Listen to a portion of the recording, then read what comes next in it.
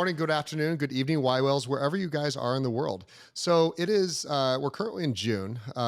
Crypto overall is taking its summer break as it always does. That doesn't mean that we're all kind of hitting the pause button, but quite simply, development is ramping up as the market has kind of taken a little bit of a cooling off period. Some people are calling it a bear market. I don't know. I think we still have to wait a few months to see where that really ends up, but clearly it's kind of mirroring, I'd say, the overall world's economy. But that doesn't mean, again, that the developers and the people behind the scenes have in any way slowed down. In fact, it's ramped up development. So today I have Diggles and Ben, and I appreciate Benjamin allowing me to use his name there, from Constellation Network. And really want to dig into what these guys are working on, because it's not a singular project. There's so much going on. But really, let's go ahead and turn it over to you guys. And Ben, would you like to start a little bit with like your background and where you come from, and really everything prior to Constellation launching? Yeah. Gosh, how did they start in David Copperfield? Is this how we begin? I was born here. I don't know. Literary reference there. I'm Ben Jorgensen. I'm the CEO of Constellation. I like to read. No, but yeah, before Constellation, I was kind of always in this entrepreneurial mindset. Emerging technologies. Back when I was like in college, I was creating an online video platform where we marketed original content. I've been in digital advertising. I've been involved in building out restaurant groups. And right before Constellation, which kind of hit me over the head on Web3, was I consulted with Fortune 500 companies through an organization called Exponential Organizations, a famous book that I think probably many of your listeners have actually read, where we actually went in and advised CEOs of Fortune 500 companies on disruptive technologies back in 2015.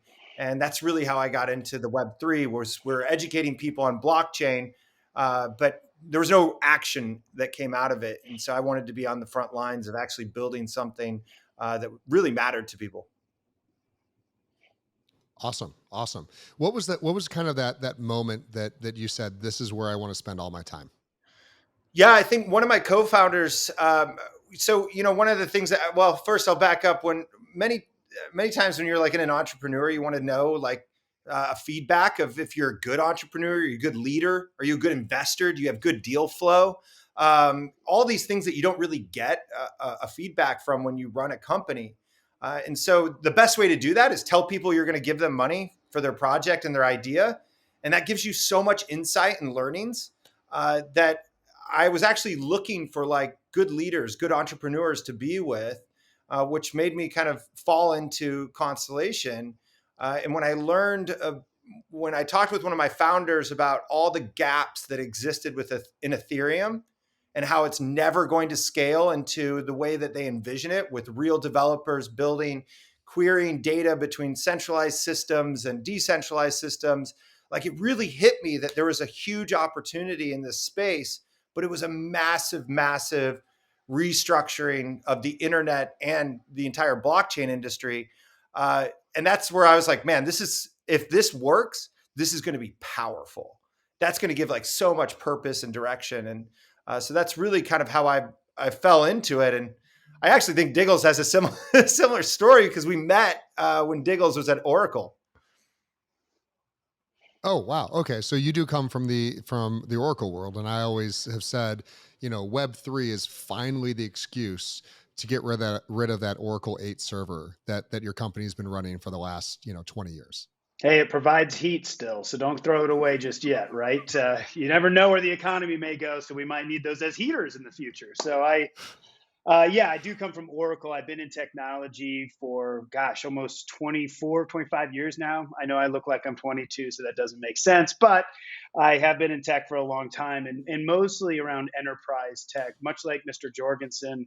Most of my career has been working with Fortune 500 companies while also participating in some really cool startup environments.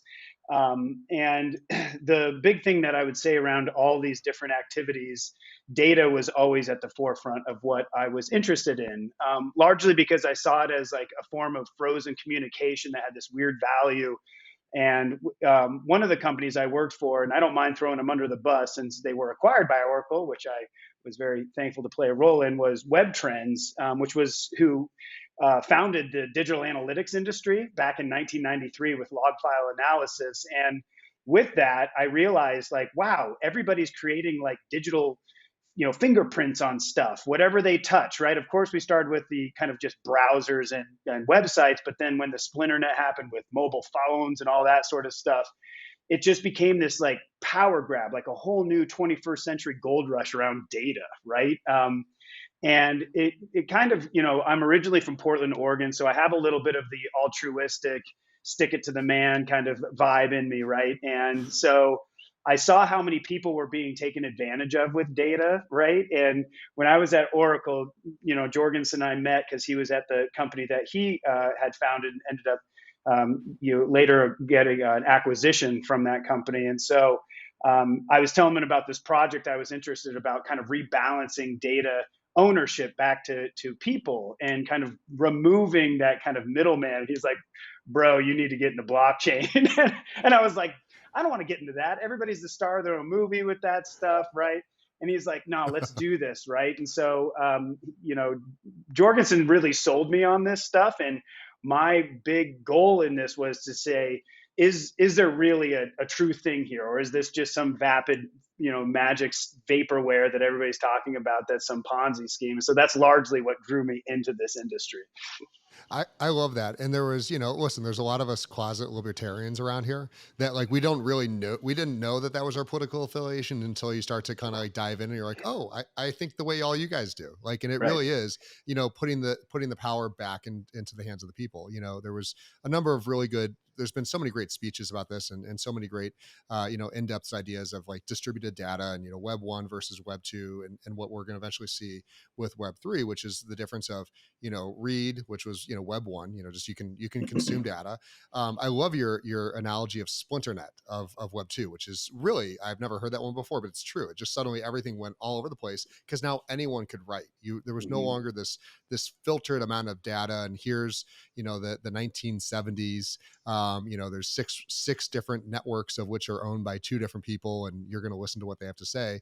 To now web three, which is allowing ownership to that voice. So instead of allowing, third party platforms to say, well, we'll broadcast that for you, but we're going to take the revenue, you can now easily build your own, studio and not easily, it's coming soon. And I know you guys will talk about that in here in a second. But the idea of owning your own personality and your own voice is, really non-existent in web 2 in any way, shape, or form.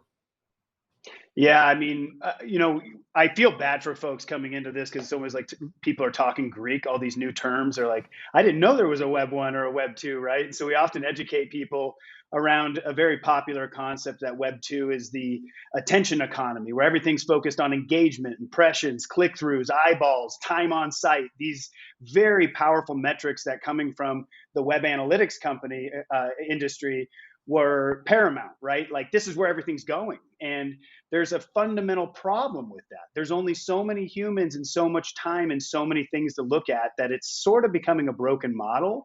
And as we shift into Web3, as you're talking about here in this, ownership of value, the term is the stakeholder economy. Like, all right, how do you actually bring your end customer into your value chain so that they're incentivized and rewarded to be able to participate in your product or service? And why this is such a big threat to the Web2 world is because once people get used to it, they're not going to do things unless they're part of it, right? It's going to be like, wait a minute, I could either use this brand and get rewards, or I can use this brand and not. And it's going to be a pretty easy decision, right?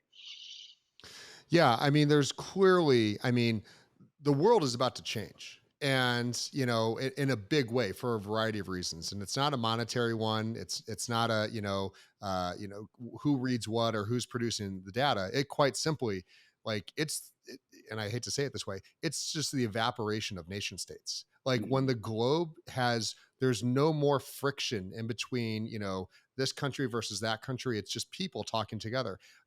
And quarantine actually really opened that up for a lot of us, because if we're all stuck at home, then regional doesn't mean anything. There's no driving to a concert if I can attend a concert in the metaverse. If I want to have, a conference with intellectuals around the world, it's the cost of a Zoom call, which is, a monthly membership of which most of us have. So Mhm. the idea is around like the way the world's going to change over the next decade. And to be clear, we're a long ways away from this being, mainstream. We're clearly in the early days, and there's a lot of volatilities of this asset class. But the way you guys are talking is clearly, how do we educate and how do we prepare for that mass adoption? Yeah, I think You want to there's take that one, Ben? Yeah, I mean, so we're actually seeing mass adoption happening, and I love to look at how if doing this for the past like 6 years, uh, we've been able to see that this started out as a hyper intellectual movement, and that detracted a lot of people that look at things as very binary problem solution. Blockchain doesn't solve a problem, but it is a hyper intellectual movement that attracts deep intellectual thinkers, engineers, developers, entrepreneurs looking to solve problems. And now we're getting into this era where you watch an NBA game and you watch the NBA finals, you're going to see crypto.com. You're going to see Coinbase, you're going to see FTX, like all of these crypto exchanges dumping hundreds of millions of dollars into marketing to get you to buy these tokens. So we're starting to see the mass adoption. Is it the adoption that we thought around the technological movement? Well, I would actually say, yeah. Um, Developers are flocking to the internet 100% month over month. Um, Movement of developers coming into the Web3 world. They see that there's an economic component. There is an intellectual problem to solve. There's more purpose behind it. There's more you can do. So when people are saying like, "Oh, it's not at mass adoption," it's like you need to start looking where developers are going, because they're going to drive where consumers go. Then, because they're going to build the tools that consumers engage with. So I think we're at a very interesting onset of how we define ownership. I actually get sweaty palms when I hear that term, because it's the same thing. Like I own a piece of Constellation. When ownership is like, we're going through like, what does ownership mean? Do I need to have an equitable stake in Constellation to orchestrate or prioritize the outcome of development or marketability of the platform? No, I need to have this cryptocurrency, participate in the platform, have a voice through marketing governance, that's really shifting the a socioeconomic movement.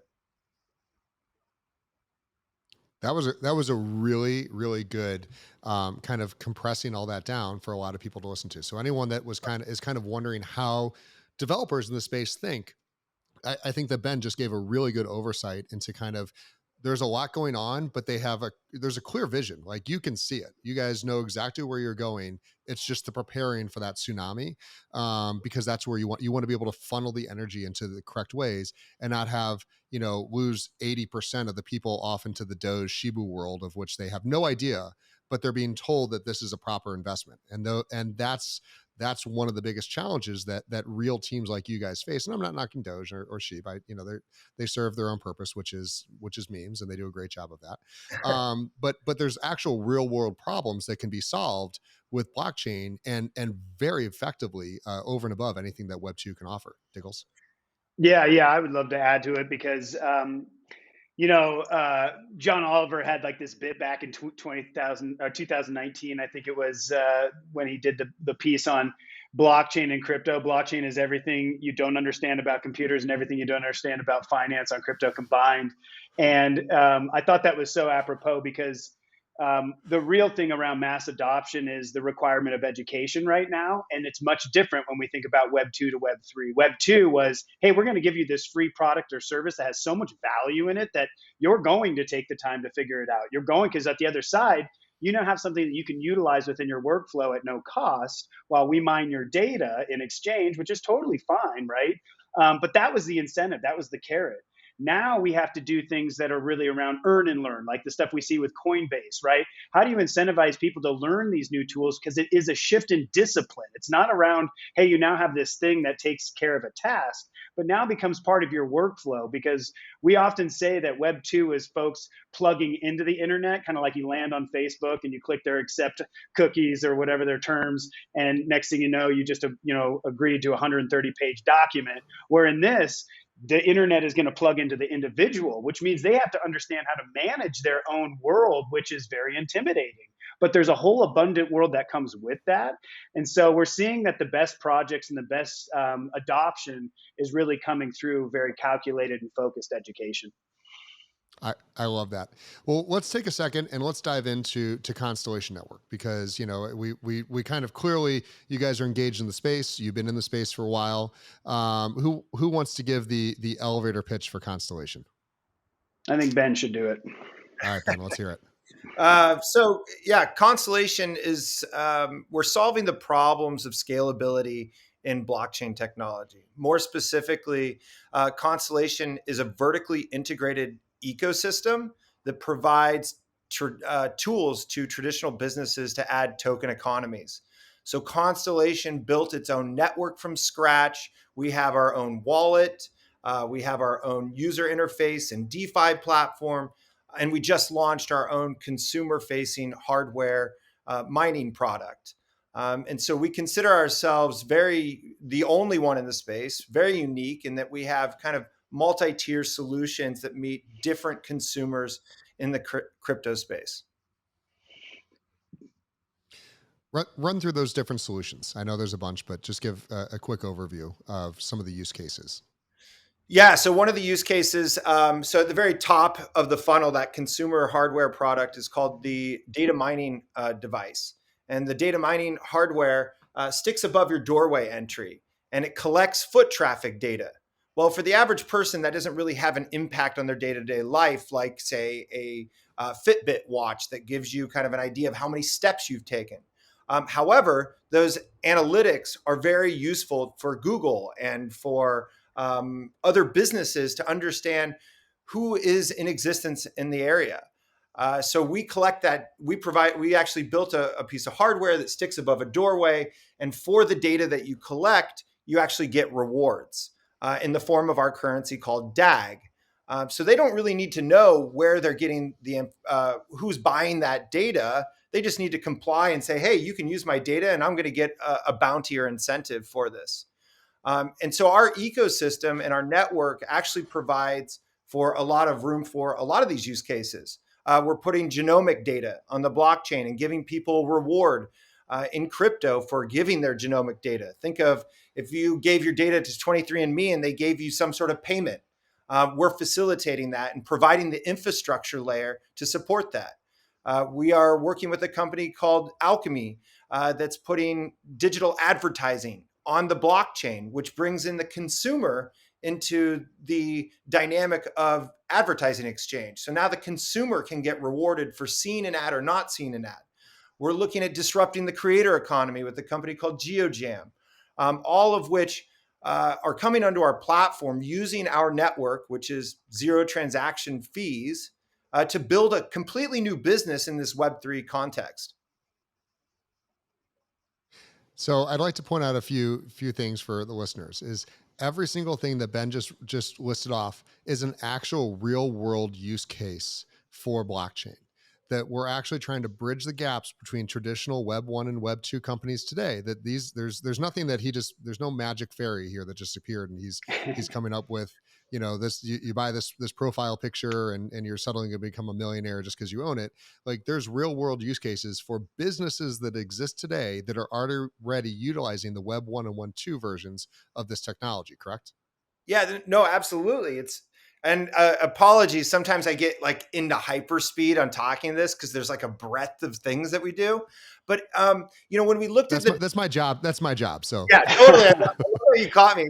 But what we look at is like, what are the benefits of Web3 that can change traditional Web2? So when you think about the door traffic miner or the data mining device that we sell, we actually minted an NFT.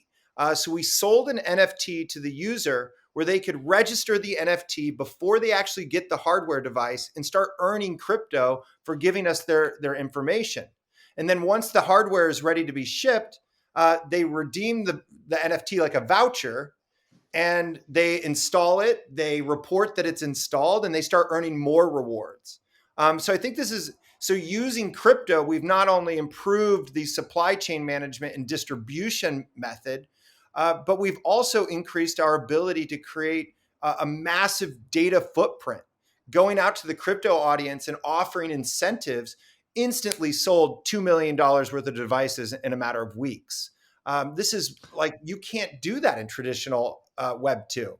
But having that crypto component really kind of amplifies your almost your sales model. Yeah, and again, you guys don't know any of my background, but I come from big retail. That was Oh one wow. of my that was my family business, and so yeah, so there's no retailer that exists today that's still in business that does not have a door counter, and Yeah. that door counter has to have various metrics. And I'd love to dive into the details of what yours is tracking and whatnot. But the reality is this is already a multi-billion-dollar industry, which is tracking traffic inside and out. But the issues that you run into with these devices is the APIs generally suck. If you buy brand X, you're stuck with brand X's software and what they can do, and you may have a CRM or ERP you'd like to use. Nope, you're not. You may or may not get access to what it is. I'm going to assume that you guys are doing the true, DeFi degen thing, which is it's your data, do what you want with it. Yes, exactly. So when people install the actual device, they'll get a choice if they want to give us data or not, right? And then we have a choice of brokering that data. Is this good data? Is it quality? Did you follow all the steps? Did you comply with the metadata framework that we suggested? And then we broker that behind the scenes and give full transparency. You can opt in and out of it at any time. And that's the shift that, we're looking at people counters or foot traffic counters, but think if you could do that for every device. If you could activate your Fitbit watch and get a reward for giving your API keys over to them for your Fitbit, do you not think that maybe you'd sell exponentially amount more devices by activating a crypto component? And then I think there's an ancillary support. It's not just about the bounty, it's what you can do with that. And to Diggles's point, the cryptocurrency and the stakeholder economy is allowing people to have a say in the outcome of the business, allow them to participate in how the business unfolds, moves forward, prioritizes development efforts, prioritizes marketing. And that becomes a marketing channel for a company. No longer is it a one-way customer service like, I hate this product, fix it, fix it. You actually get a voice, and that voice has some sort of monetary potential. No, I love that. So let's take a quick step and let's go back about 30,000 feet, and let's talk about your network. You guys are running your own mainnet. Yep. Diggles, can you run through kind of the specs of proof of work, proof of stake? What's it based on? Was it a build from scratch, or did you kind of splinter off from an existing design? Yeah, yeah. It's often one of our most frustrating questions because we'll be on a call for a good 20 minutes and then they'll say, so who are you built on top of? And we have to remind, like, no, we're our own custom blend, right? That said, we aren't unique in the market because we decided to go with a directed acyclic graph approach, which, if to get Okay. a little bit nerdy, that's where the DAG cryptocurrency token name comes from, is a hearken to our directed acyclic graph. We believe and we know that a graph approach, really, when you think about edge computing and hitting some of those big data standards, is a requirement. Linear blockchains simply just won't work. So we really were impressed with what IOTA had came out with, but really at the beginning we saw some of their limitations and decided to refactor and come up with an entirely one-of-a-kind solution. And that's our head of technology, Wyatt, is the guy who wrote that white paper and developed the technology, which is really great. But with it, we realized there was also limitations in consensus models, right? Proof of work and proof of stake, as we all know, have massive limitations. Even though they've proven some really amazing use cases to date, the ceiling was hit rather quickly, right, when it comes to the commercial sector. So we developed a consensus algorithm out of the box called proof of reputable observation. which we know is a mouthful, but really that is, if you want to make it very simple, it's machine learning at the edge, right? How do you observe other nodes to see what their reputation is? And that means that we want to take in as much data as possible, including bad data. The more data, the better, because it actually makes the network go faster. But while we have a consensus algorithm that governs the state of the entire public network, any company that builds an application on top of us, those come in the form of what we call state channels. But that really is a decentralized application that fits on top of our core network. And that runs its own consensus on that state channel as well. So they're able to asynchronously balance their governance of their network while also the entire network at the exact same time of our core network. So the more that comes onto our network, it's brilliant, the faster it becomes. And when we talk about some of the use cases that Ben had talked about, the door traffic miner and ads and DNA data, which is a great one, these are large data sets. If you think about throwing something this at like an Ethereum, that thing's done in a hot minute, right? Whereas with this is why we're attracting these types and these caliber of projects from the existing world, is because they're like, hey, wait, tell us when you are your prime time ready, Ethereum, and we'll jump in. We're looking for a solution that can meet where we're at now, but even take it to an extent where we're fractionalizing that data even further.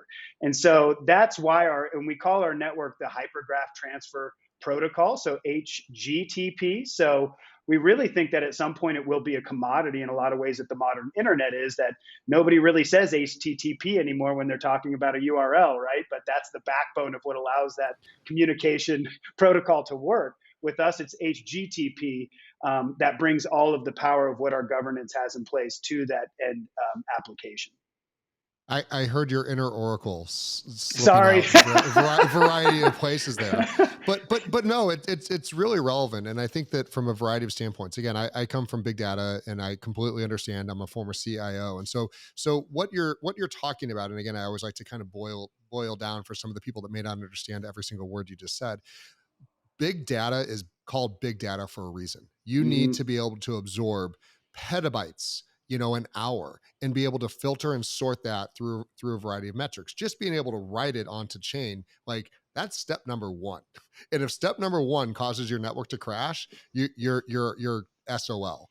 And so everything that we just heard, what Diggles is talking about, and as well as what Ben was leading into over here, is the fact that proof of reputation, which that's a new one to me, so thank you, is essentially the way you think today of Azure and most likely S3. Like, if you see an S3 IP address, you may not know what the content is, but you know where it's hosted and you Mhm. understand kind of everything there. And then from that point, you can start whitelisting those various IPs and those various servers and understand who controls them and who runs them. So I tell me if I'm completely off base here, but what you're basically saying is, once you have a known entity, you're still going to be cross-checking them across everything else, but speed and the absorption of data becomes the priority, as people kind of need to get data on chain and need to get results off chain very quickly in a large scale way.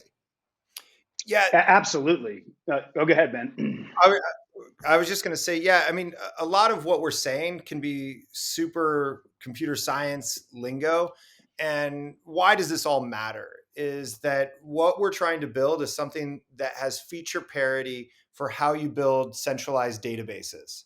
Mhm. And right now, blockchain does not have that ability to measure the veracity of data inputs.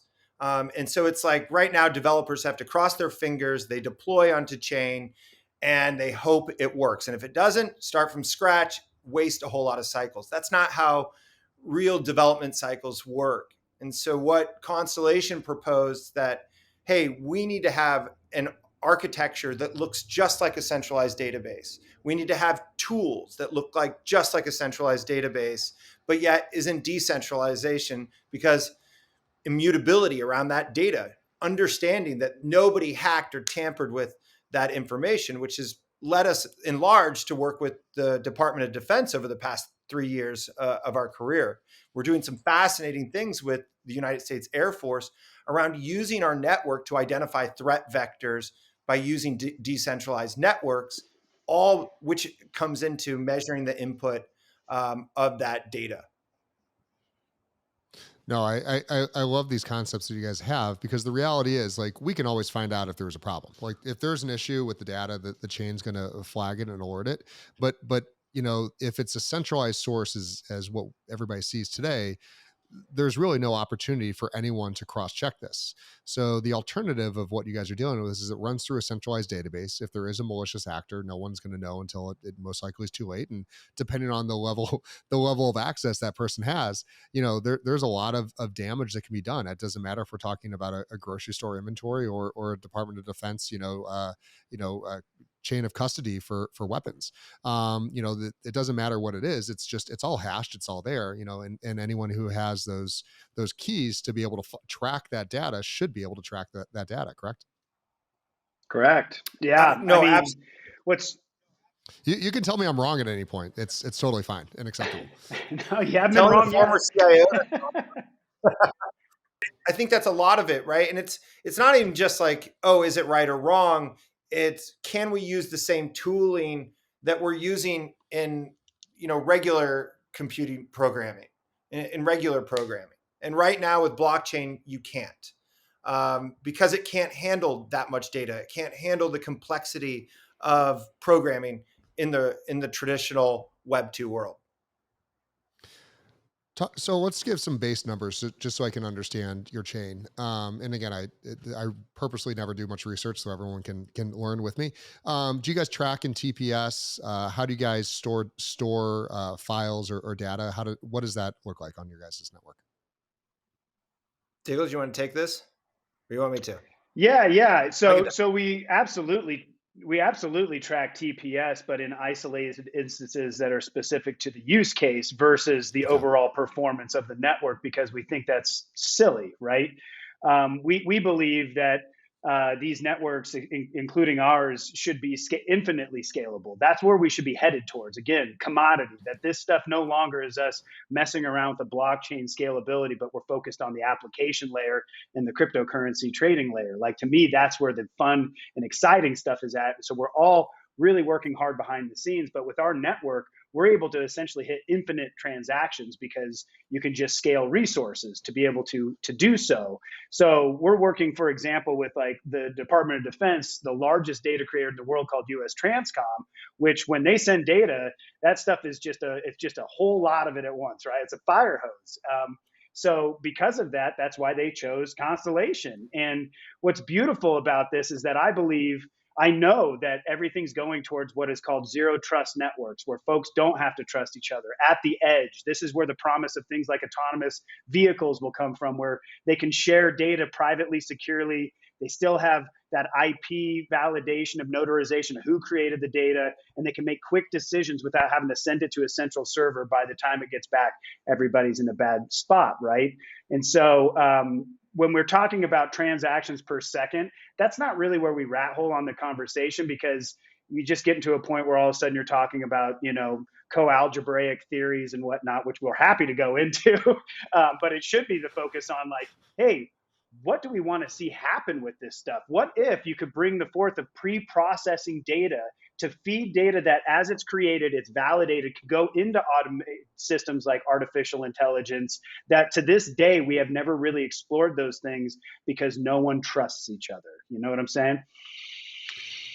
So you guys, clearly, you guys are thinking about data first, and that's a big deal. And again, I'm going to push a little bit towards your Oracle background. I mean, Oracle, I don't even remember the size of it, but I mean, multi-billion dollars, just on them.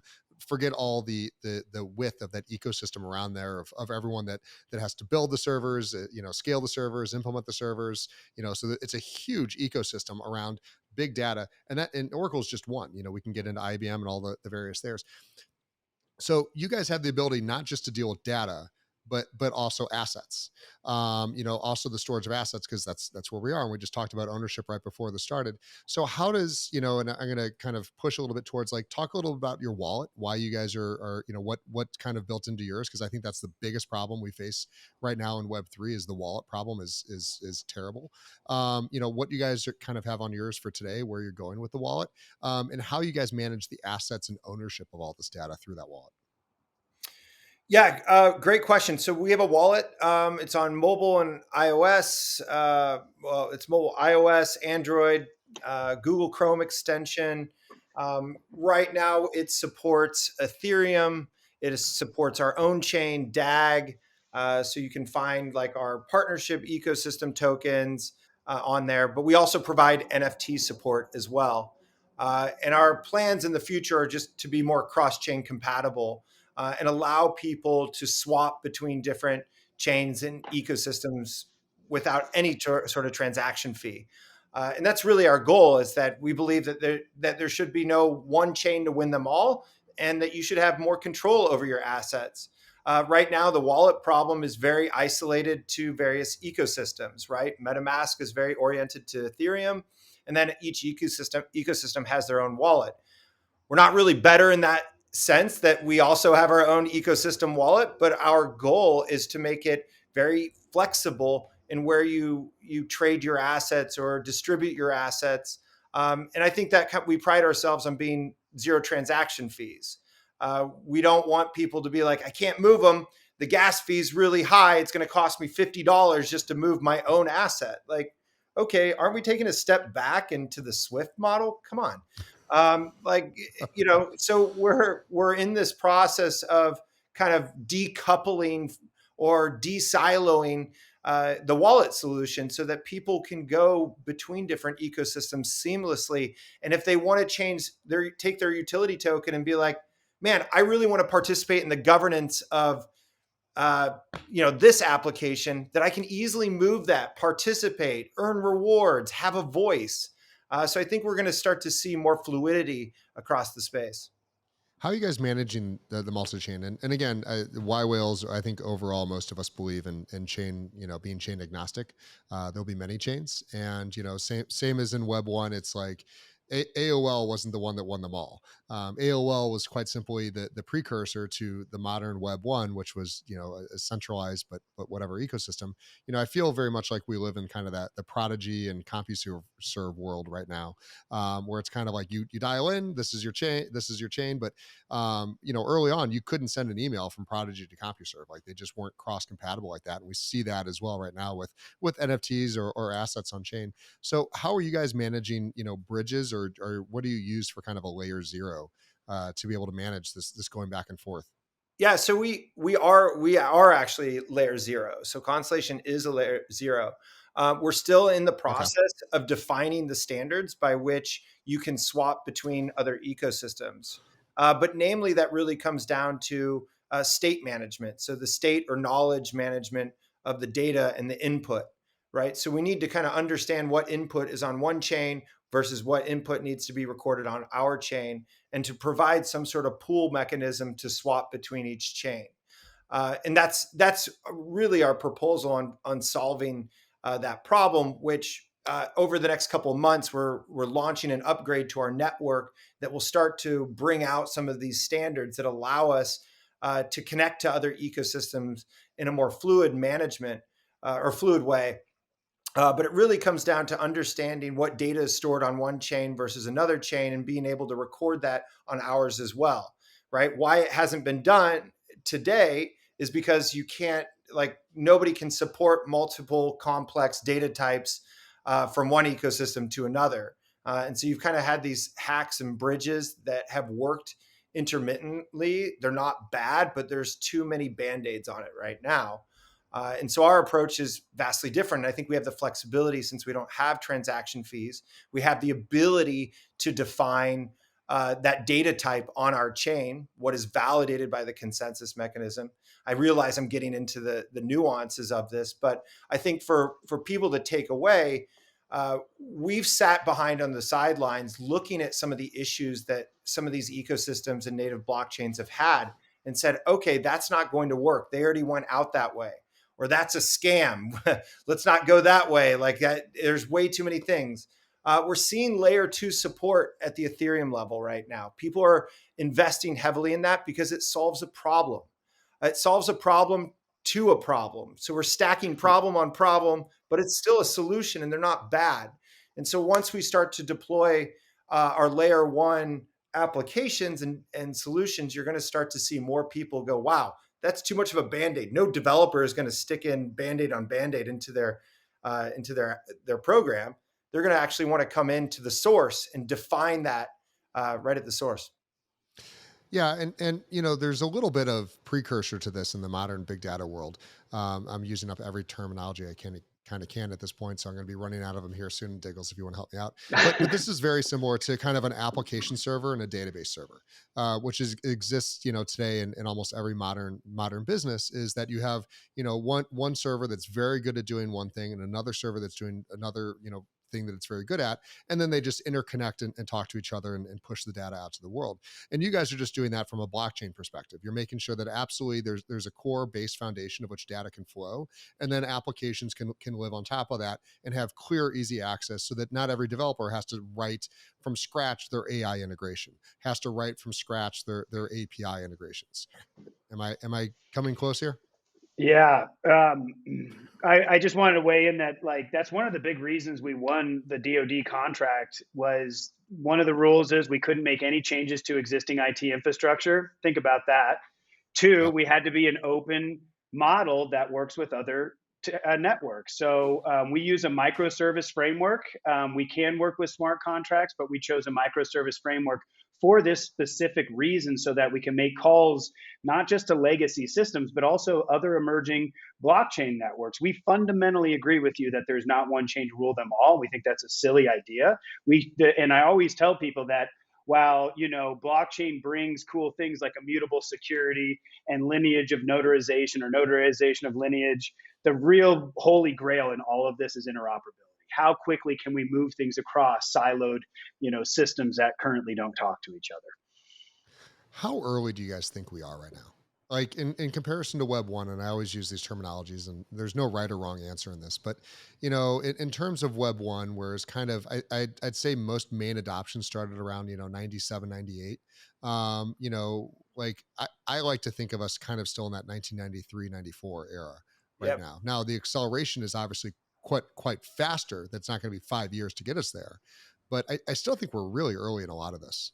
Yeah, Mark Cuban had a tweet like a week ago or something like that, that said, if you are doubting blockchain, I think you need to remember that in the 90s, millions of dollars were invested into companies that had a file uploader and counted views and impressions.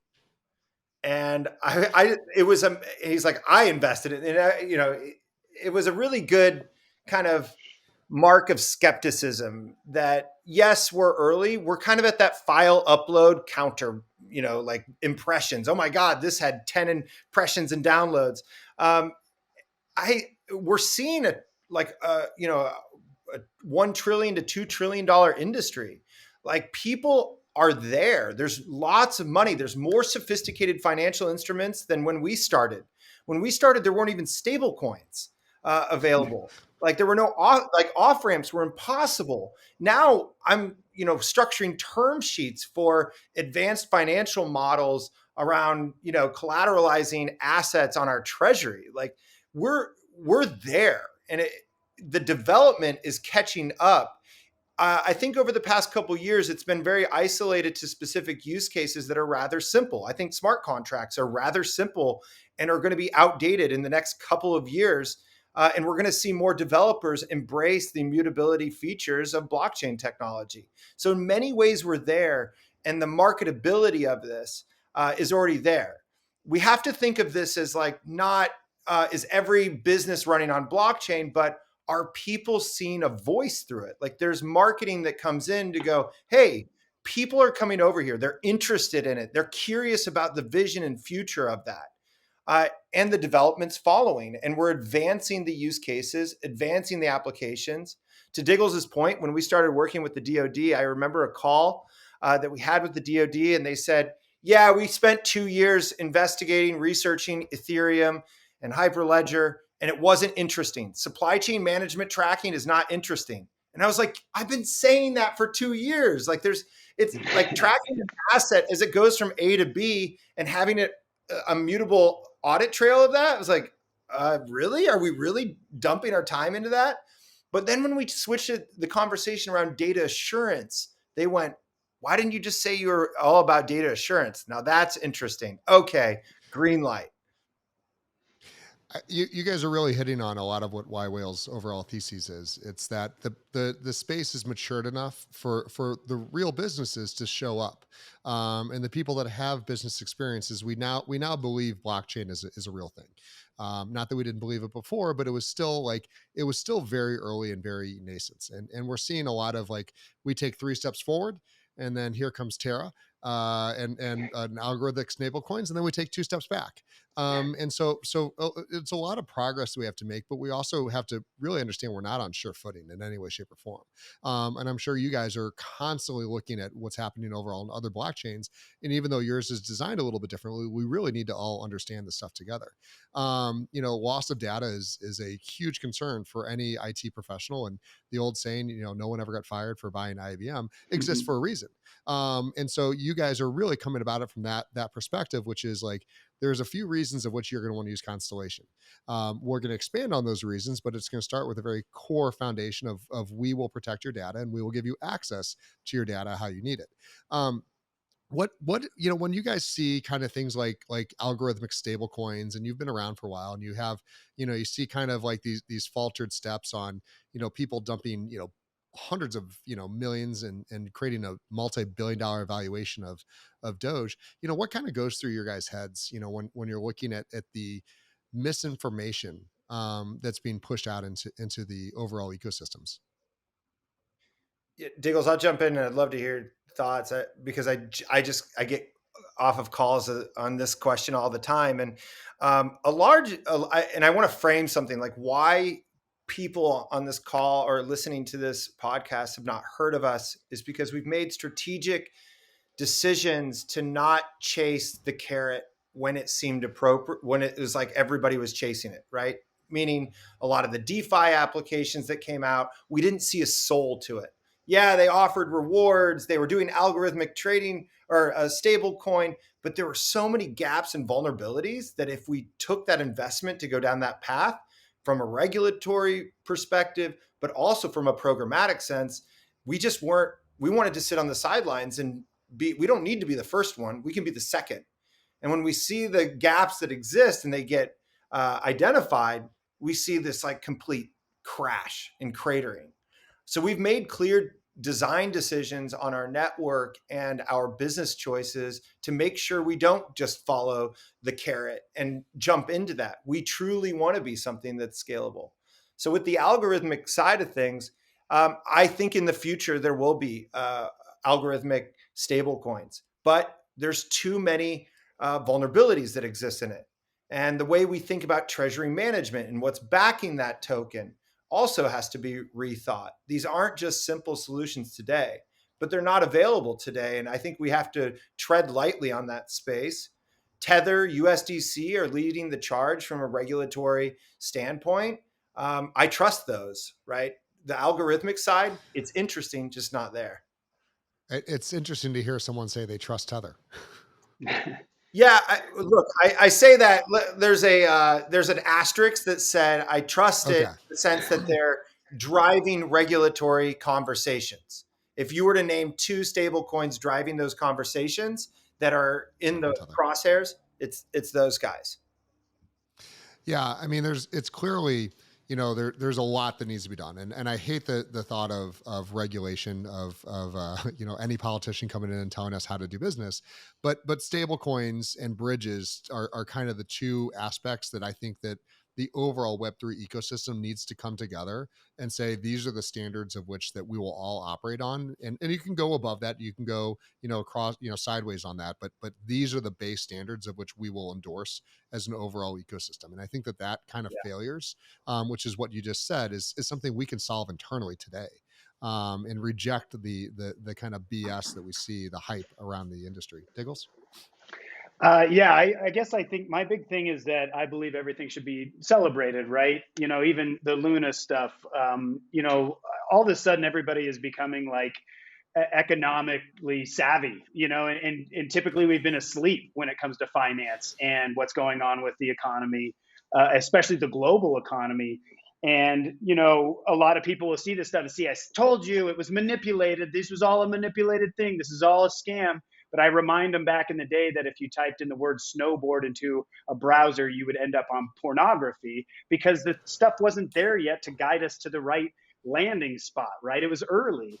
But this also shows that, hey, guess what? GameStop, AMC, these things started to highlight due to this industry that, hey, if we come together peer to peer, we highlight that these markets are manipulated, these things are a scam, which really empowers the individual. So while things keep breaking and it gets a little bit bloody, and I know that we're seeing a lot of that right now, it's forcing a shift in mindset that I think is for the betterment of all of us.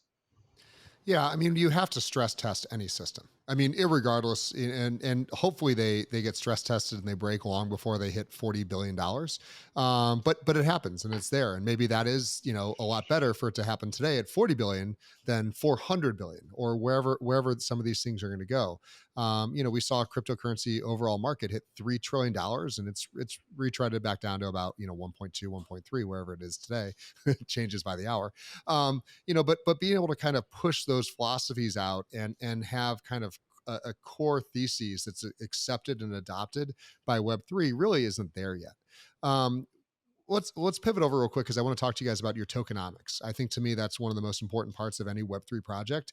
Is I left traditional stock market because the rules changed every single day. Like you could do all the research you wanted, you pick your stock, you say this is what I'm doing, and then they do a split. The next day they do a retread or whatever the case is.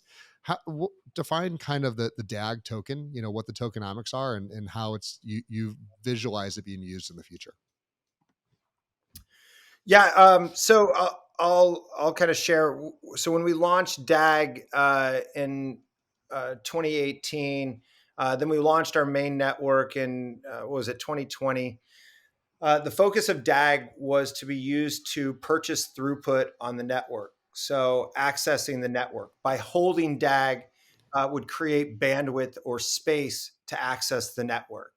And thus the intention was vastly different than anything that had been imagined. The requirement was to take all these node operators. So a node is somebody that is a part of the network. They validate a transaction on the network, and they earn DAG as a reward for securing the network. So back to the reputation model, right? I'm a node operator. I'm participating in consensus. Consensus validates a transaction. I get a reward for my participation. If I don't have uptime, or I'm in the wrong geolocation, or I perform poorly in the last session, my reputation goes down. My rewards go down, right? So our focus was then, once you have this ecosystem that has zero transaction fees, we're organizing based on reputation, that DAG would then be used for accessing it.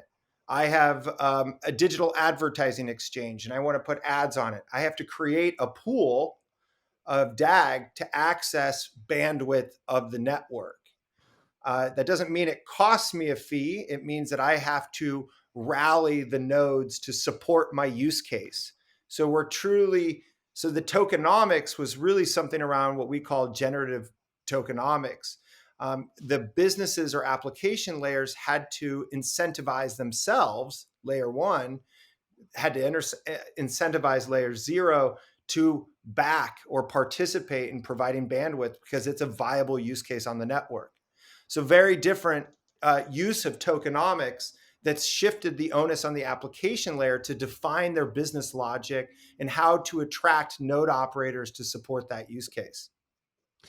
Which is the way most businesses or most marketers should be. You want Right. to invite users in, enjoy your experience, and we'll give you the value adds to cover the costs of the game. Exactly. And then you define, so if you look at traditional tokenomics from like an Ethereum standpoint, you look at, well, we have a gas fee. It's like a toll bridge, right? And my example is like, well, a toll bridge is great. You know that you're going to get revenue, but people don't know if they want to go to the city or not. We're still too early in developing the city. Constellation says, let's not have a toll bridge today. Let's build the city and have a hamburger stand, a Gap, and all these stores, and put the onus on the stores to attract people into the city. Then we can define if we want to add a transaction fee at that network. But let's let the governance decide that, not the protocol. And this will allow the flexibility for businesses to build on top of us in a way that we haven't seen. Right now with Ethereum, it's very transactional. If I pay this gas fee, I can use this network. The node operators are incentivized. But with our model, it will truly bring governance around to how do they want to see the protocol fit? Hey, we're an emerging city. We're really good. We've got all these businesses. We need to put a transaction fee at the base layer, layer zero level. Let governance decide that. Yep. I love that. Listen, you guys, there's so much you've built. You know, we've got our layer zero of the Constellation network. You're still forming the layer one, and there's a lot going on. But for a developer that's in the space, and to be clear, it's one of the most finite resources in Web3 right now, which is developers. Second only to lawyers that have any clue about what in the world's happening in the space, and it's clear that none of them are in Washington D.C. making policy. So we don't know where they are at. But for a developer looking for where do I want to spend my time, where do I want to make a dApp, how do you get them to think about Constellation being worth their time to come and check out and learn? Yeah, yeah, absolutely. One of the things that I've always been against is if you build it, they will come. And what I mean by that is while we've done a great job building some amazing tools, it doesn't mean that just all of a sudden people are going to show up to start building. There's a lot of education required to be able to teach them what this actually means. That said, with a lot of the stripes we've earned throughout the last 5 years, it's been really abundant in us of being able to attract some of the most quality types of projects in Web3. And the way we did this is we decided to build our own accelerator. And we know that this is not unique. A lot of folks do these types of activities, but ours is rather different in the sense that we cast a really wide net over a gamut of companies that may not even have a name, or developers or individuals may not even have a company name, all the way to companies that are already profitable in Web 2 in the existing landscape, looking to add tokenize their business or bring blockchain into their business workflow. And so last year we conducted this program where we attracted 35 companies. This year we just concluded it last week, was 40 companies. We're going to be doing it again here soon. So outside of that, in the incubation, we've had almost 100 companies sign advisor agreements and go through our program so that they understand how to build a blockchain roadmap, how to build an effective token economics business, and a go-to-market fundraising community strategy. And our play on this is that we don't charge any of these companies, but rather we take a percentage of their token allocation, which has to date, we're very proud to say that we've built over $100 million in treasury from this. And that's really what we focus on, is how do we build treasury? Because we have an open source blockchain that is free and it's decentralized. We're not a SaaS offering. We can't charge a license-based, SLA business, right? And so therefore, we're more incentivized to teach people to build on top of us and get co-invested and really close with their companies to really ensure success throughout their token lifecycle and beyond.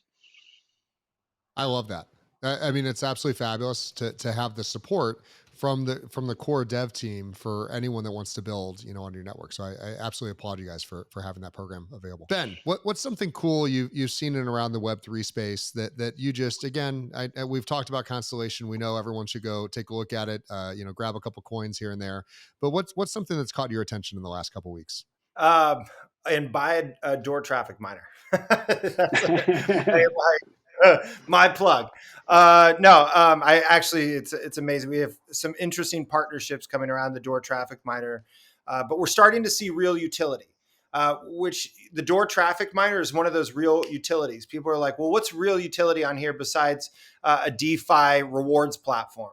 And I say, Helium Network is doing some amazing things, right? They're creating an alternative network through hotspots.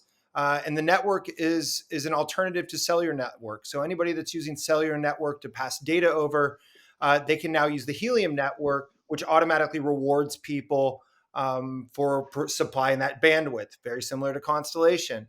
Door traffic miner uses the Helium network as well. So when people collect data, it goes over the Helium network, and then they receive both Helium reward and door traffic. DAG as a reward. And then we broker that data behind the scenes because people really want that data. So these are really massive use cases. But one of the interesting things that I'm starting to see and experiment with is this convergence with crypto and NFTs. I think a lot of people have heard of NFTs. We haven't even talked about it on this call, and I think there's been some interesting things around the non fungibility of one token and making crypto fun with artwork that can be traded and access. And so, what I kind of think of crypto is like crypto is very, as much as it wants to be open, it's very exclusive and it's very based on access. Oh, did I get into this pre-seed? Do I understand this product, this company's esoteric white paper? And did I get access to that? Right? It's all about access. And where I'm seeing a convergence between crypto and NFTs is using NFTs as real utility, where it emits tokens as like a token emission, giving the project the chance to build liquidity, build real utility with that token, and expand on different use cases around their token. So I'm starting to see these models become more popular in our fold. Oh no, and I love that. I completely believe that all NFTs should have some level of utility. Um, we just have a small question of if you just turn that NFC into a security by having it give rewards, but that's okay. We'll let those non-existent lawyers figure that out. And by the way, if you have any inroads into the Helium network, and I can buy 5 to 20 pallets of their miners, we'd love to make that happen as well. So very popular network. Diggles, what you got? Yeah, My answer is gonna be a little bit less anecdotal and a little bit more esoteric in nature. I'm really excited about the vision of this and the shift in mindset in humanity, right? And if you look at blockchain, I often describe it as fractionalized compute and crypto as fractionalized finance. And when you fractionalize things, it opens up a porous world of new use cases that we currently don't even think about since we've been so indoctrinated into the large swim lanes that we've been using for so long. So I often feel like I see this mirage that I'm having to come back to people and be like, no, I don't think you understand. There's all this really amazing stuff over here. There's crops that you haven't even seen before that are doing things that are impossible, right? Because we don't think this way. But often I say when a validation of an experience that's so fractionalized, sometimes if you fractionalize it too much, in order for a computer to validate it, it costs more than the experience is worth, right?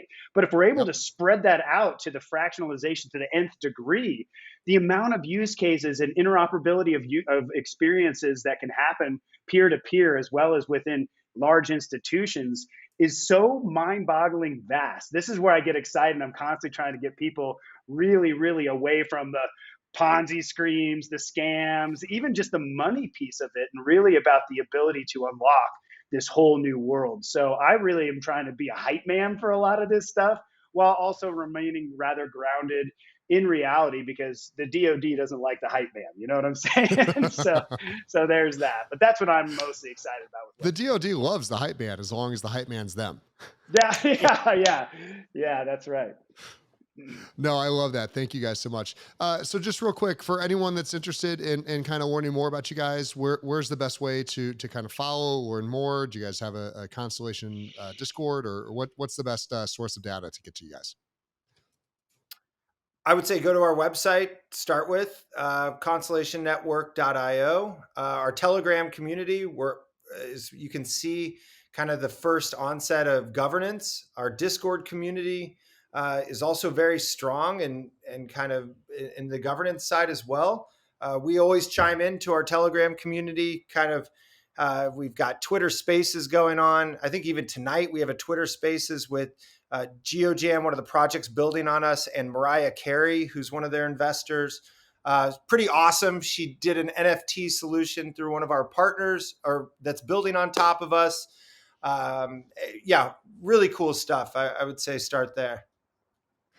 Listen, Ben and Benjamin, I gotta tell you guys, thank you so much for coming by. This was absolutely fabulous. I know our members will get an immense amount of value just learning about not just Constellation, but the way you guys think about the overall Web3 ecosystem and trying to solve, again, real world business problems that exist today, not futuristic. We want to make something happen. It's like, what are the issues that can be solved today, and how can we make those, economically cheaper on blockchain versus what we see a lot of, which is like, it's like, congratulations, you're on chain and you've increased your fees by 1,000%. Like, we solved no problems, but it was cool, right? And Right. now good luck finding the seed key for the wallet that you lost. Guys, I really appreciate it. Don't go anywhere. And for Y Whales, this is Constellation Network. We'll catch you next time.